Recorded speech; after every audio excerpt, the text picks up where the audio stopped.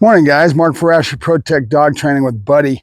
I wanted to bring him out this morning to be able to give a comparison between where Zeus is at and where Buddy's at. Buddy's close to 4 years old. He's been through all this training.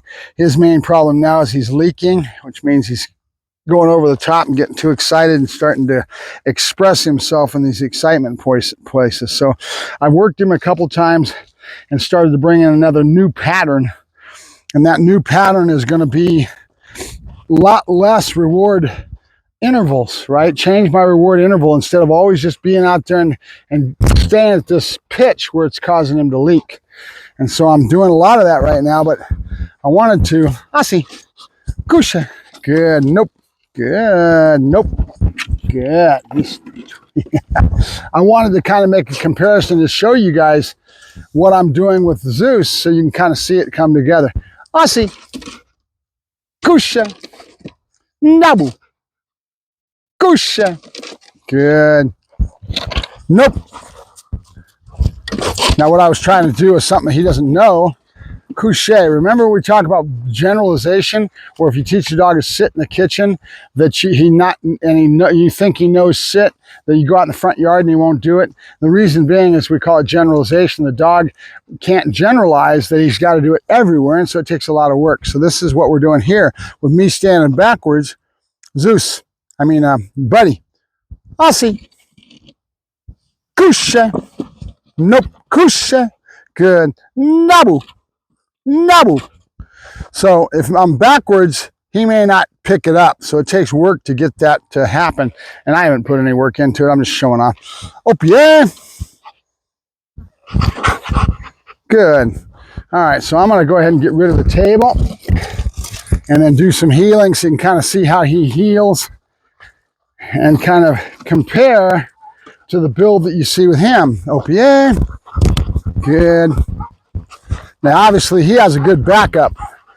Zeus does not have one yet. OPA, quiet. OPA, quiet. Good. That leaking is a major task to overcome once they get started with it. Good. OPA, I think the answer basically is to keep the reward intervals way down and start making him work for longer and longer before he finally gets his reward, OPA, and teach him to have more longevity so that his brain relaxes. Is that going to be the same with every dog? Not necessarily. It's not easy. OPA, good, good. Good boy. Babouche. So what I wanted to really show was his entries, his coming into the heel from different positions, because there's a bunch of tricks that he's already done. Not tricks, they're just methods is a better word for it. Here. Nope. Good. Buddy. Oh, yeah. Good. Quiet. Good. Oh, yeah. Good. Notice he wasn't that fast on that one, so what I'm going to do, I see, Pabouge, going away from my whole point of view in regards to changing up on my reward placements. Buddy. Good. Here. Oh, yeah. Quiet. See, so he's so used to me giving a reward right behind my back or over my head that that's where that leaking is coming from. So I'm going to change the whole dynamic of where his reward intervals are at. Opiate. Quiet. And I knew when I spun, good, that he would do that. Now, this is where having tools, OPA, he doesn't have a Pabouge on now, but I'm going to get the stem collar. I've already got the controller in my pocket. Now, timing and understanding the lexicon, in other words, the whole process of how we built in the stem collar makes it very viable with a tool like this to be able to do it. Now, it's not punishment. It's on a very low stimulation, a 3 or 4, maybe a 6 the max, because he's been taught in his communication with this tool that duration is going to start with a stem on, and then it's going to go away when he complies. And the way I teach this in the beginning, after I've already layered in the collar, get him the basic concept of what the collar is all about. You're doing it, you have to layer it in properly. And once I get the dog to understand the collar, I can start to do all kinds of things with it. So I'm going to have the collar, and one of those little things that I do, opier, is that as I start to turn, or I ask for an opier, whatever it may be, I give the stem on when I start my turn, and it goes off when he goes into a sit. So it's a good way of teaching the dog. It's a easy way to communicate to the dog that he's got the power to turn this off. And remember, when we layer this in, we're doing this all the way through the whole concept of you're giving the power to the dog, and he's learning to turn off the collar at a very low stimulation. So it's minor. Right now it's at about a 5. I'm going to take it to a 6 so I convey the thought a little bit more. I don't want it to be punishment. I want it to just be there, and then it goes away, and his brain has to be able to pick it up. So if he's excited, he's got a lot of other distractions around him, he may not feel it. So that's why it's important to understand how this works, and then know your dog well enough to what levels are what with that individual dog. Every dog is different. Every day is different, right? Good. Opier. Now, right when I started the turn, I hit the button, and right when he plants his rear end, the button goes away. So when I get to my spot, opier, okay, right away it goes away when I get to here. So that is, again, reaffirming to the dog that he has the power to turn it off. Now I'm going to take it to about an 8, which is basically getting to a point of discomfort.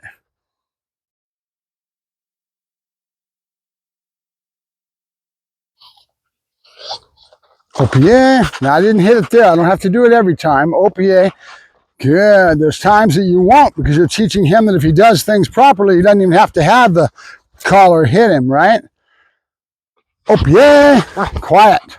Now I've got up to about 13. I'm doing that on purpose, because what I'm going to do is I'm going to start tapping instead of the constant, which I was doing before. Constant with a real low until I got to where I wanted, reaffirming the whole thing that he already knows, which is that he has the power to turn it off. Once I do that a couple times, then I might go to things that I'll be doing tap, tap.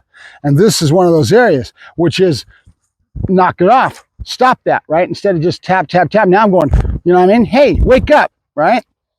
So, and then it's at a top tap. It's not constant and then go away, right? There's two different modes. Constant and then intermediate, right? Snap, snap, right? Opier, tap, tap. Good, and I didn't hit the button, but he's a very smart dog. Opier, quiet. There was a tap. I wish I had a squawk box. Good. There's no button on that. I'm not using the stem all the time. Okay, so now I want to do left-hand turns and get some body motion in. Teach him to wait for longer periods of time before he gets his reward. And this is how he would do it. Big, long, flowing left-hand turns and long distances down the field till he learns to be patient and wait for his reward. Good. All right, now I'm going to do some offset into the heel, which means couche. I'm going to set myself offset, and he's going to come to here. Opier. Good. And there's another good spot that I could have it at a low, like a 4 or 5, maybe a 6 at max, opier, and then reaffirm the same thing. You get a little speed out of it, right? So we'll do it again. Pas bouger. Opier. And then right away when he got to where I went, I let it go. And it's at a nope, asi. It's at a low level, 4 or 5, where he can feel it, and then you can convey to him really well that when he does the right thing, it goes away. So now I can get some speed, I can do some other things and mix things up to where this idea is conveyed to him that you want him to do it with some elasticity, some drive, some speed, right? Because again, the whole premise of everything when he started using the collar was to show him how he had the power to turn it off. in our patterns and how we do things with layering in the collar.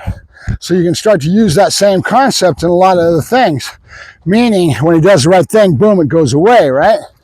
At a constant versus a tap tap. So you have both things, and each one of them are going to mean a little. The taps are kind of like your right about turn with a pop with a leash, right? It's like a leash pop. Good.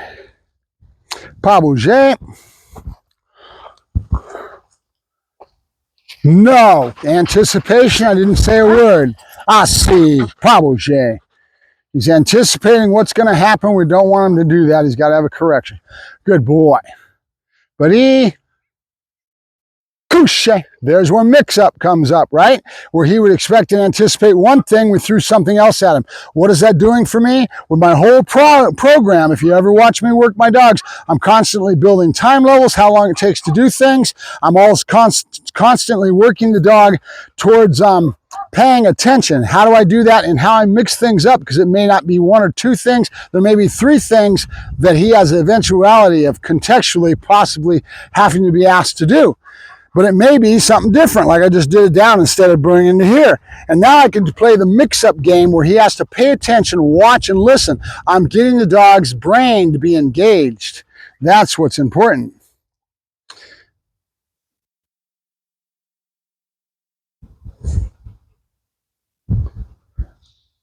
Oh, yeah. Good. And now we want to get to a point. Look at him watch these hands. OPA, everything's all about that BALL, right? Good. Good boy. Aha, good boy.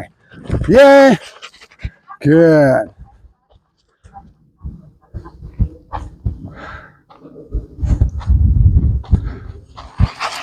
Good. OPA. Good, good. Good, little side passing. Yeah, good. Pas bouger. Oh, yeah. Pas bouger. All right, I'm going to do a return through the legs. And I really don't need this on him. Good. Buddy. Couche. Nope. Notice he didn't bounce down quick enough. Couche. Good. Asi. Couche. Good. And all I got to do is kind of ask like I just did right there. A lot of body language that conveys the thought of what I want. Now watch. Nabu. Nabu. Couche. Asi. Buddy. Couche. Good. That's what I want. Good boy. Good. All right. So go between the legs. He knows I've got the ball in my hand. I've wrapped the little strap around the ball so it makes it tighter.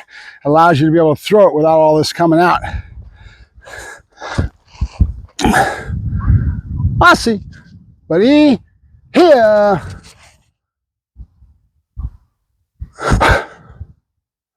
Buddy. Oh, yeah. Good. Pas bouger. All right, one between the legs and let him have his ball that he wants so bad. So my interval's been a lot farther away. So that's what I've got to do is change his reward intervals and smooth this all out and try to polish out that leaking. Will I be able to do it? Don't know. But that's why we do things. We experiment. We play with things till we learn and grow from it, right? That's what you're doing to make yourself a better trainer. We're always probing. We're always testing. We're always doing different things. But here, yeah. Okay. Now, if I did that 2 or 3 times, I got to worry about how hard he comes in. He'll take me right off the legs. So if you got a high drive dog like this, it gets dangerous sometimes. Good. Buddy, out. OPA. Good. Yes. Good boy. Good. Buddy, out. OPA. Good. Look how nice that was at the end because he anticipates this reward into the ball. Pas bouger. So anticipatory want, classical conditioning sets in with time when how you build this stuff, and then as time goes along, it can end up being a problem. So you have to be aware of it and realize your job is to always be aware of the dog's drive states, where his mental attitude's at in the work. And Zeus will be a lot like this once we keep building up his drive states. And then we got to teach him how to go to 0. 1001 to 0. In other words, a mental state of mind that's just totally relaxed and neutral and just at the bottom of that 1 to 10 type of a drive level. Good. Buddy. Up, yeah. Good. Good. Let's try it again. Así. Pas bouger.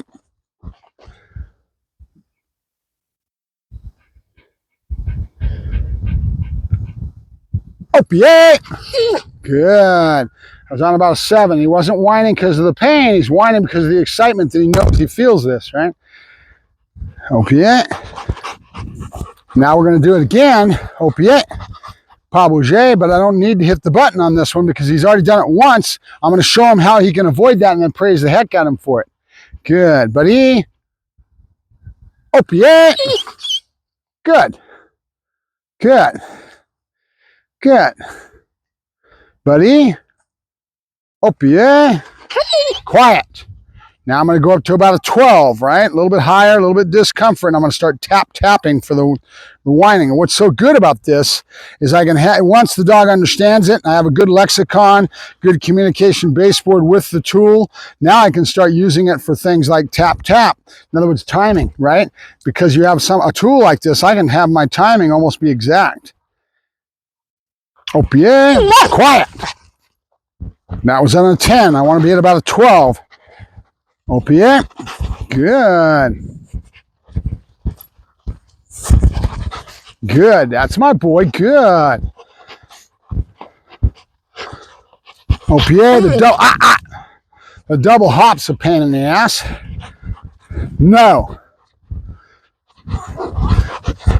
I wouldn't do very good if we were competing, buddy. I'd be losing points all over the place. Good. Now, what's the key to this?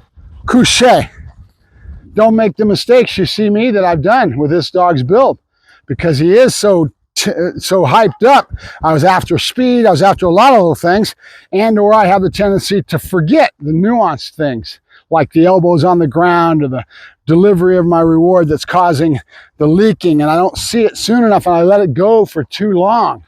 When you do that, you got a problem. See, we all are human, guys. We're all not. I'm not perfect. I've got a lot of failings. I'm human. Humans. Good. Buddy. Here.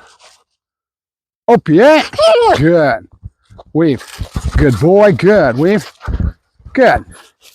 Opiate. Good. Back up. Quiet. Real important that you pay attention to your collar, your controller, so you know exactly where you're at. It's the ability to dial this in low or high and be right on top of it. What means what? What are you trying to convey to the dog? Meaning that low impulse where I hit it all the time until he finally complies, boom, I'll get speed on that because he wants to beat it. Then I show him how to beat it by not doing any stem at all. After a few times, see, pas bouger. But each one mean different things. The tap is usually used at a higher level, and it's kind of like a leash pop, all right? Good. All right, that's it. Mark Ferrasci, Protect Dog Training, kind of showing you what we're building with Zeus getting to another level. Good boy. Let's see. Zeus, Buddy. Couché. Así. Nabu. Couché. Here, couché. Good.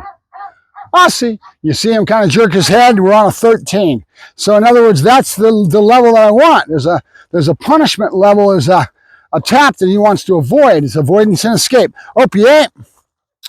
We mix that in with more advanced dogs, but you don't see me doing that with Zeus. Pas bouger. Now I'm going to come back to it. I'm going to ask for that fast down and watch. I won't have to hit the button. Good boy, buddy. Here, couché. Good. That's good enough. Así. Good. Now I'm going to go back to my ball between the legs. Good. Here, yeah. And my voice tone was different. I caught it. Now there's the difference. We do so many subtle things without even realizing we're doing it. My voice tone was different. You got to be aware enough that you can see all that. All right, Mark Ferrasci, Protect Dog Training, and Buddy. Yay, buddy. Talk to you later. Good. Oh, you got to go potties, huh? You got to go potties. All right, talk to you later.